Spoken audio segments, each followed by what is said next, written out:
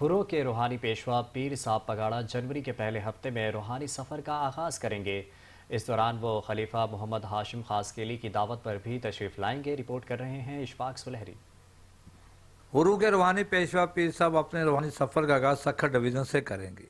तीसरे मरले में सांगड़ के रूहानी सफ़र पर नारा से अवध पहुंचेंगे।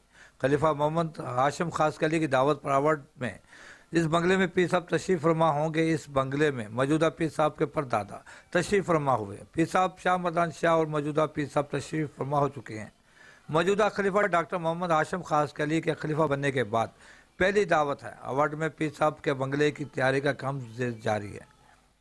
इस दावत के लिए 10 रूट्स मुकर्रर कर दिए गए हैं। जिस रास्ते से पीर साहब तशरीफ फरमा होंगे, इस रास्ते की सजावट का काम भी जारी है।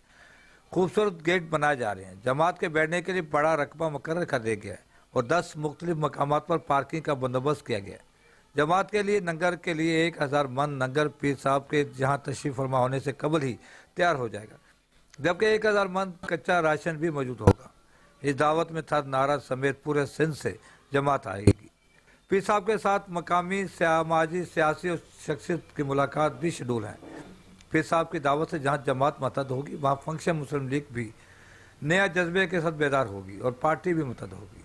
कैमरा टीम के साथ इशफाक सुलह, सांगड़।